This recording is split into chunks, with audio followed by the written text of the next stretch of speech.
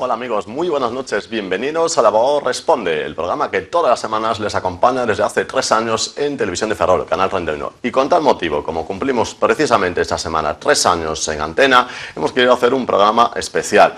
Y para ello, nuestro proyecto para este programa es hacer una selección de algunos programas que de alguna forma han tenido más relevancia. La verdad es que estamos muy orgullosos de todos los invitados que hemos tenido aquí, de lo más variopinto y todos muy interesantes. Todos han suscitado, o prácticamente todos, pues la satisfacción, el gozo de toda nuestra audiencia. Pero bueno, hemos querido seleccionar estos 5 que de alguna forma han tenido cierta repercusión. Espero que sea de su agrado este programa y que lo disfruten mucho, como esperamos, por supuesto, que disfruten todos los programas que en lo sucesivo vamos a tener aquí en Televisión de Ferrol, en Abogado Responde. El primero que hemos querido seleccionar ha sido el de Juan José Martín, el director general de Justicia de Asunta, que nos acompañó un 7 de octubre del año 2011.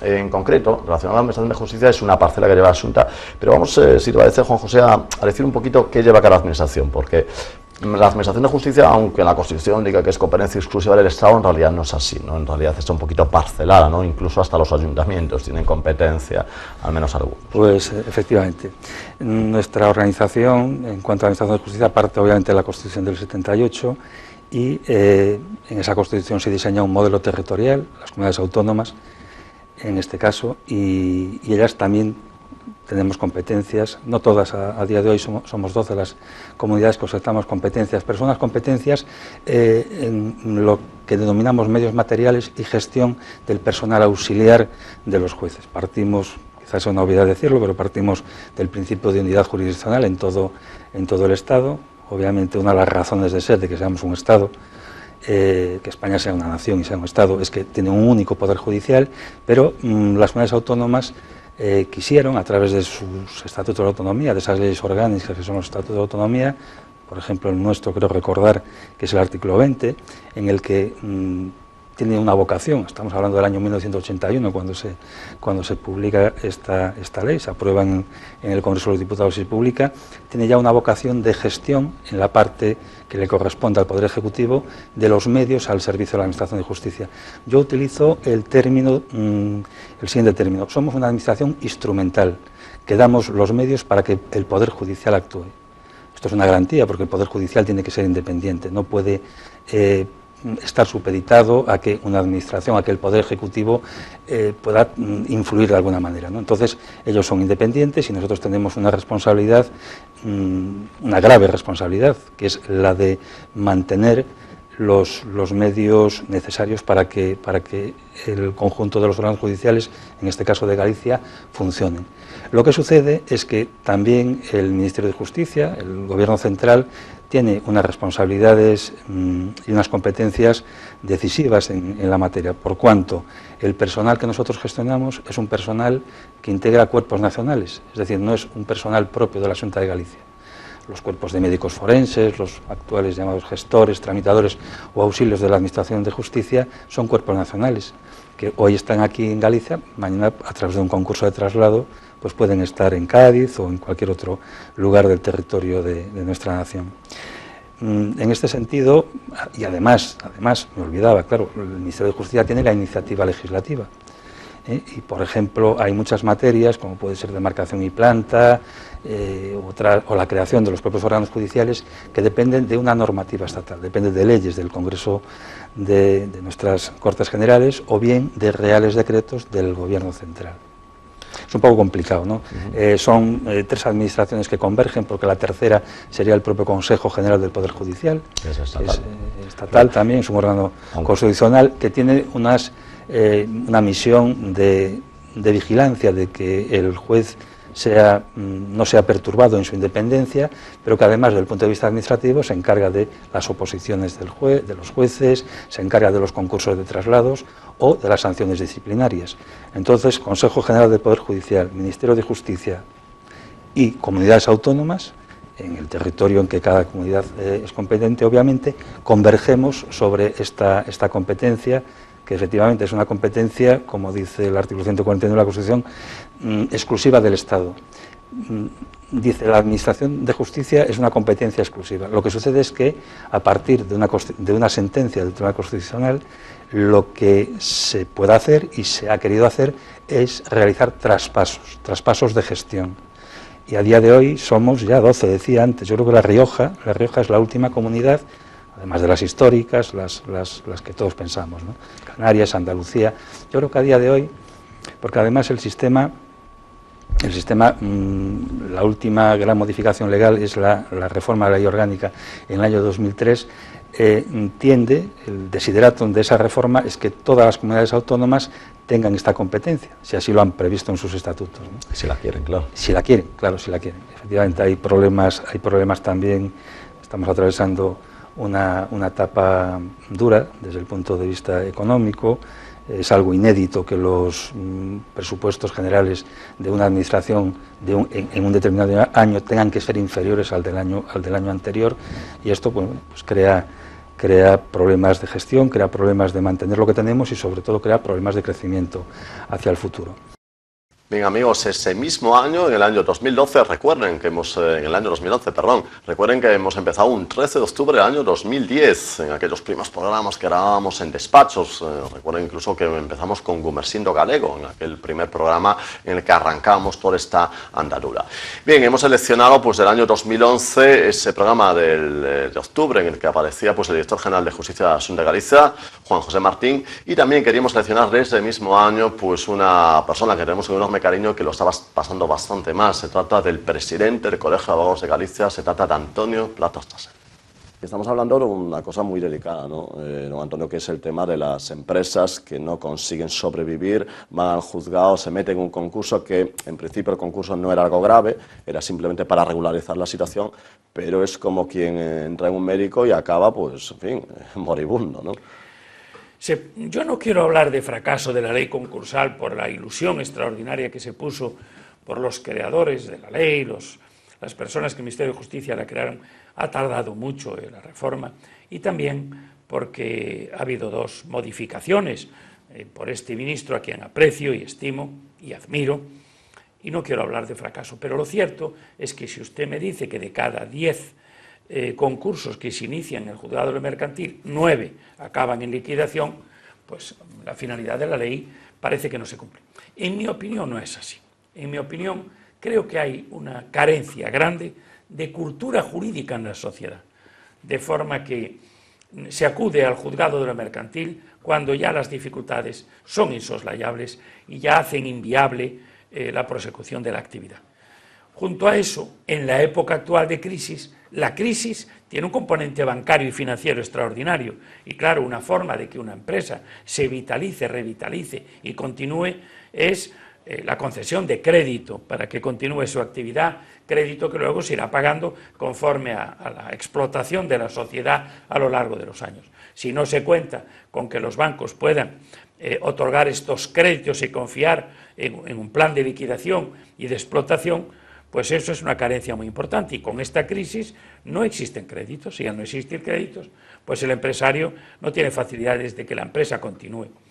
Eso por un lado, ¿no? Y por otro lado, como le digo, no perdamos de vista que, a mi juicio y por experiencia, la mayor parte de las empresas, las sociedades de capital que se han creado, son sociedades que carecen del capital necesario al inicio y se inician con un capital que no es el conveniente para que desplieguen. Ya nacen con débitos, ya nacen con préstamos, y los préstamos tienen unos intereses y hay que pagarlos, y esos intereses son a través de los beneficios, y si la empresa tiene un devenir que va sucediendo poco a poco, creciendo, pues puede ser estar colapsada. O sea, que digamos que empieza ya mal. Claro, y termina mal. Y termina obviamente mal. Mal. Quizás la idea de cómo se inician las empresas, incluso el propio espíritu de la ley concursal, estaría pues muy bien en contexto de bonanza, claro. Claro, esta ley es mucho mejor para ser aplicada en situaciones de bonanza, de que haya crédito y tal, para aquellos proyectos que definitivamente no despegan. Entonces eso sí que esta ley, porque ayuda a una liquidación o a una prosecución, pero no importa, ayuda a una liquidación. Y la ley también es excelente para aquellos proyectos que, habiendo créditos y habiendo capital, y el objeto social sea razonablemente de lugar a ganancias y a beneficios, esa empresa debe ayudarse. Para eso están los administradores concursales, para estudiar detenidamente hacia el futuro su progresión y ver si efectivamente produce beneficios. Es un asunto muy complejo, pero mi experiencia me dice que cuando uno acude al juzgado de lo mercantil, vuelvo a repetirle y lo lamento, el 90 o 95% de los supuestos se termina liquidando la empresa. Muy bien. Quizás ahora, pues en plena boga de la Unión Europea, pues un poco liderando, intentando liderar la salida de crisis, quizás haya que esperar por alguna directiva comunitaria que nos diga un poquito cómo tenemos que hacer la nueva ley o las reformas, ¿no? Hombre, la ley es tan reciente y yo creo que se ha estudiado en conciencia que yo todavía creo que es un poco pronto para modificarla. Dígame usted que la Comunidad Económica Europea, y eso al día de la fecha, lo que está es creando los cauces necesarios para que las entidades bancarias concedan créditos a las pymes y a las empresas y a los autónomos. Si esto es así, entonces hay empleo, entonces hay consumismo, hay ventas, hay IVAs y España irá mejor. Esto es un lugar común, lamento decirlo, porque esto se lo pregunta a usted y lo dice todo el mundo. Pero me explico bien, ¿no? Sí, perfectamente. Si no existen créditos, no es fácil que el tejido empresarial reflote.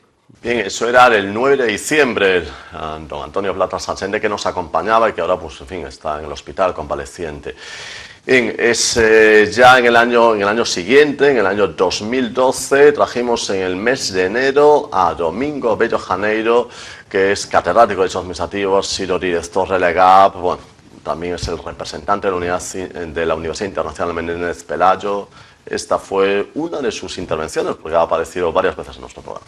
En una ocasión, no sé si se ha revelado, un poco a confesar eso, si es que lo sabe, pero en alguna ocasión don Manuel le llegó a un poco de alguna forma quejarse de la falta de preparación de los políticos ya más modernos que él, es decir, esa especie de profesionalismo, ¿no?, en el que está entrando la política, es decir, personas que sin oficio ni beneficio, es decir, personas que no han desempeñado ningún tipo de, en fin, lo que comentaba, ni actividad ni pública ni privada, es decir, que no tienen un estatus profesional y que se lanzan a la política como primera ocupación. Manuel no era precisamente consciente de su... no tenía ninguna vanidad ni tenía...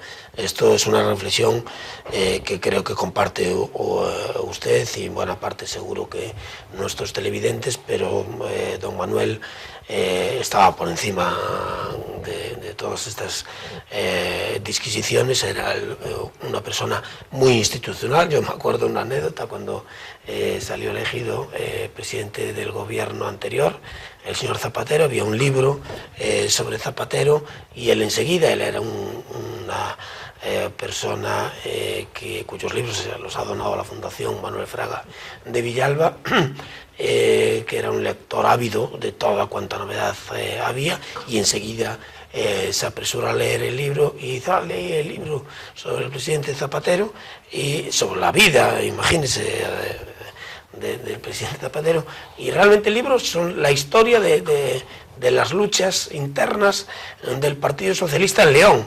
Pues claro, efectivamente, yo no lo he leído ese libro, ni pienso, creo que no me he perdido nada, pero que el único comentario que había hecho era, me imagino que en el libro, claro, tampoco podía hablar mucho más de la trayectoria profesional del señor Zapatero, pero insisto, no, esta es una reflexión que hago desde fuera. Yo he ido una vez en un viaje a inaugurar lo que se llamaba la Antena Europea de Maastricht en Barcelona, con don Manuel Fraga. Él se tenía que volver antes porque esto era una conferencia de él a las 7 de la tarde, se volvía en el último avión porque al día siguiente tenía Consejo de la Junta. Yo me quedé porque yo tenía una mesa redonda al día siguiente en una cena con entonces el presidente catalán era Jordi Pujol. Al día siguiente algunos periódicos, bueno, todos ellos ponían de relieve la capacidad intelectual y yo la pude constatar como Pujol, en la mesa en la que estaba yo, pues había gente pues alemana, francesa, y hablaba con cada uno en el idioma correspondiente. Bueno, pues al día siguiente periódicos, La Win en catalán, de corte nacionalista, y otros muchos ponían de relieve la enorme talla intelectual y profesional de ambos, a diferencia del resto de los políticos, pero además fíjese esa categoría intelectual, en el caso tanto de Fraga como de Pujol, no los alejaba, sino todo lo contrario del pueblo, porque decían en esa reflexión que era muy difícil encontrar políticos de esa categoría intelectual, de esa extraordinaria talla académica, más en el caso de Fraga que en el de Pujol, pero que eran capaces a la vez de conectar con la persona de más humilde formación. Es decir, que ahí sí que creo que es necesario también, yo antes lo decía, que es un elemento necesario, pero no solo suficiente, tener buena formación, tener buena preparación, pero también que eso no aísle del sentir de la gente. No puede ser, porque muchas veces incluso se produce la paradoja de gente sin formación, sin ninguna trayectoria profesional, y aún encima son distantes, que ya es el colmo, pero existe, sí, está usted de acuerdo, y el caso este era todo lo contrario, no tenía absolutamente ninguna, por lo menos yo no se lo he podido corroborar en ningún caso, ningún gesto de superioridad, de prepotencia, de pedantería. Era una inteligencia y una voluntad extraordinaria, era exigente. ¿Sabe con quién? Primero consigo mismo, y por lo tanto todo el mundo lo seguía por natural. En ese viaje, por cierto, don Manuel Fraga comió muy brevemente en la barra de la cafetería del aeropuerto de Santiago de Compostela. Inmediatamente el avión salía a las 2, a las 3 llegó a Barcelona, a las 3:30 tenía actos en el centro gallego, y hasta las 8 que tuvo lugar su conferencia, sin parar. Bien, esta intervención del profesor catedrático de Derecho Domingo Villajaneiro la hemos escogido porque, bueno, es en la que hablaba, pues, del que entonces era recientemente fallecido, pues, el que había sido presidente de la Xunta, Manuel Fraga Iribarne. Hablaba de sus libros y, bueno, de toda la compañía, centrándose que había tenido con el expresidente, pues centrándose obviamente incluso en la parte más jurídica, en la parte más bibliográfica, ¿no? Porque colaboró incluso con varios libros con él. Bien, eso fue en el mes de enero del año 2012, pero justo ese mismo año, 2012, pues con motivo del segundo aniversario que se cumplía, el abogado responde, trajimos pues a lo más florido de la representación de la Administración de Justicia en la comarca. Trajimos al que entonces era el juez decano de Ferrol, Alejandro Morán Llorrén, también a la decana del Colegio de Abogados, que aún sigue siéndolo, Nieves Santomé, y a un representante. No pudimos traer al presidente porque estaba enfermo, pero sí trajimos al que había sido presidente del Colegio de Procuradores, a José María Ontañón. Juntos organizaron un debate que, bueno, creemos que fue interesante y, bueno, el que también le mostramos un fragmento. Bueno, en primer lugar, Alejandro, el modelo de justicia actual español, en fin, ¿cómo es? ¿Está un poco desfasado? ¿Necesitamos modernizarlo? Al margen de temas concretos que hablaremos más adelante. El modelo de justicia español es un modelo moderno, pero realmente lo que falla es la administración de justicia, es la que no está dotada con los medios suficientes. Entonces, procedimentalmente, los procedimientos son homologables con los de cualquier país occidental desarrollado. Tenemos unas leyes de enjuiciamiento, sobre todo la de enjuiciamiento civil, muy moderna. Falta por reformar la ley de enjuiciamiento criminal, hacer una ley de nueva planta. Pero en general el déficit de la administración de justicia es un déficit material. Todavía se recordaba el otro día las palabras del primer presidente del Consejo del Poder Judicial en la época de la transición, de don Federico Sáenz de Robles, que decía que en aquellos años con los medios materiales que se tenía no se podía hacer efectivo el derecho a la justicia que consagraba el artículo 24 de la Constitución española, el derecho a la tutela judicial efectiva. Y lamentablemente en estos días seguimos en la misma situación, bastante tiempo después. Muy bien, vamos a pasar el turno de palabra a Nieves Santomé. ¿El modelo de justicia es moderno, es antiguo o no? Al Sí. margen, ya digo, de temas de los cuales hablaremos más adelante, como tasas y demás. Coincido con nuestro juez decano en el sentido de que tenemos un sistema moderno, pero deficitario en los medios materiales, en medios personales, y eso hace que la justicia no sea tan eficaz y efectiva como debiera. Entonces, efectivamente, faltan medios. El sistema en sí es bueno, pero sin los medios adecuados no se torna bueno, no se torna eficaz. O sea que digamos que más o menos el Parlamento, José Manuel, haría su trabajo, o cuál es su opinión al respecto del sistema judicial español. José María. José María, perdón. No, el tema sí, es así. Lo que ocurre es que, por ejemplo, en época muy reciente, de agosto de este año, pues una abogada del Tribunal de Justicia de la Unión Europea, que se llama Juliane Cocotte, nos ha dicho que nuestro sistema de regulación de desahucios, pues que está obsoleto y fuera de la protección de consumidores, y que hay que hacer una normativa de conformidad con las directivas comunitarias. Entonces, claro, las leyes están ahí, pero no están cumpliendo la modernidad que exigen las directivas europeas. Yo quizá hablo de esta manera porque sufrimos muy indirecto, ¿no? Somos la vanguardia de las tomas de posesión y los lanzamientos, y efectivamente vemos que los procedimientos están quedándose anticuados. La realidad es muy clara, ¿no? Los ciudadanos necesitan y deben de ser tratados de otra manera. Y bueno, este es el comentario que yo digo de nuestras leyes, que siempre van detrás de lo que es Europa, un poquito detrás, y deberíamos de ser, en lo que se pueda, pues actuales y vanguardistas con el resto de las comunidades y estados de la Unión. Pero bueno, de todas formas, al ser una directiva, Alejandro, tendremos que transponerla más tarde, más pronto, esa transposición será efectiva. La cuestión que apunta el señor Antaño es una cuestión novedosa, que todavía no está resuelta en el ámbito que es propio. Pero yo sí quiero decir que nuestro sistema de justicia, yo lo considero no solamente moderno, sino un sistema exportable. Hay que pensar, por ejemplo, que uno de los países emergentes en el ámbito americano, como es la República Dominicana, ha optado por copiar nuestro sistema de justicia. El déficit importante es el déficit material que había apuntado antes la decana del Colegio de Abogados. Técnicamente nuestras leyes son buenas. Claro que van por detrás de la sociedad. Es que la sociedad siempre va por delante de la legislación, como debe ser. Pero aparte de problemas puntuales que se plantean con dramatismo en los últimos tiempos, creo que técnicamente nuestra legislación está a la altura de los países de nuestro entorno. Muy bien, o sea, y coincidiendo en los Nieves con José Manuel, en la teoría de la legislación enfocábamos la justicia, la legislación la enfocamos por ahí, es decir, estamos a la altura, legislativamente hablando. Sí, bueno, con independencia de que efectivamente haya supuestos puntuales que deben de ser objeto de revisión, de modificación, de adaptación a las nuevas circunstancias, no cabe duda. Pero sí, coincido con el juez decano, que efectivamente, y con Montañón, que nuestro sistema judicial, o sea, nuestro modelo de justicia es bueno, incluso la justicia gratuita es buena, teóricamente configurada. Lo que sucede es que hay un déficit de medios y ese buen sistema no puede llevar a buen fin, no llega a buen fin. Bien, este debate se había celebrado, o lo habíamos emitido el 15 de noviembre. Un debate muy largo, habíamos sobrepasado con creces nuestro límite, pero bueno, en fin, se había puesto tan interesante que la verdad es que daba hasta pena cortarlo.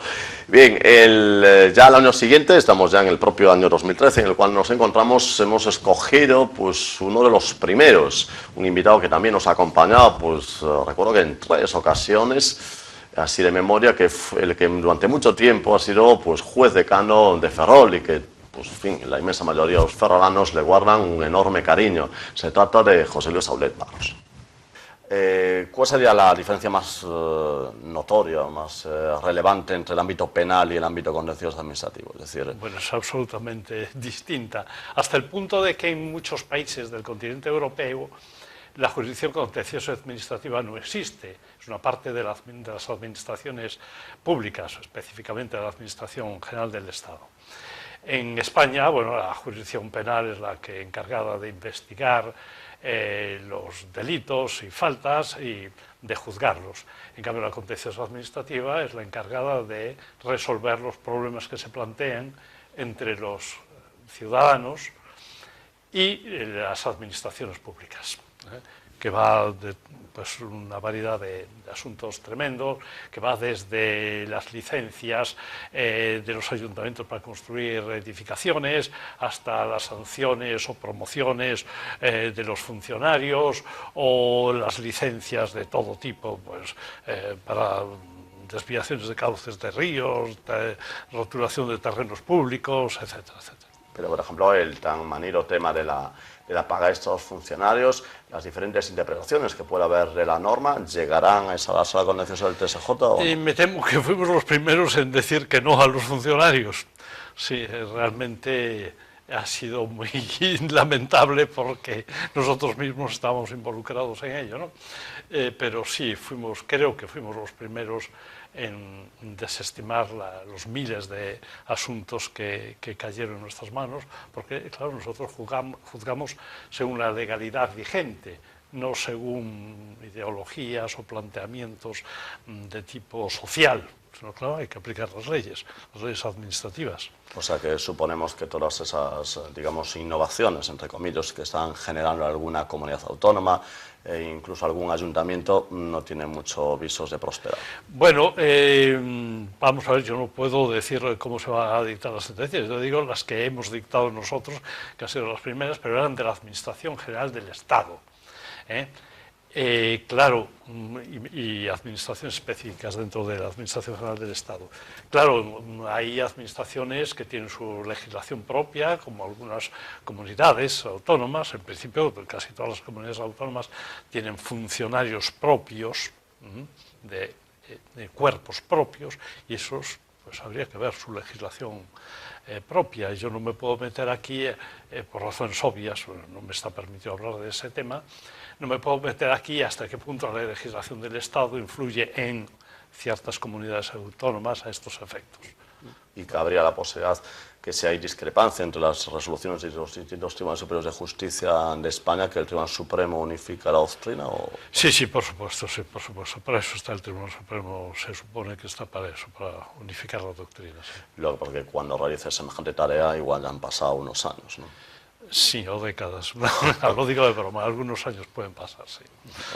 O sea, un poco la lentitud de la que tanto se habla de la Administración de Justicia, digamos, ni se ha solucionado ni parece que tiene pinta de solucionarse. No, realmente las soluciones que se están proponiendo, yo no estoy de acuerdo en absoluto, ni poco ni nada con ellas. O sea, es el incremento del número de jueces, fiscales, funcionarios. Yo creo que en la última entrevista que me has hecho hablábamos del tema de la burocratización. Eso es la burocracia, es burocratizar más el tema judicial. Y eso nos lleva nada más que a un incremento de funcionarios, pero ¿hasta qué punto agiliza la Administración de Justicia?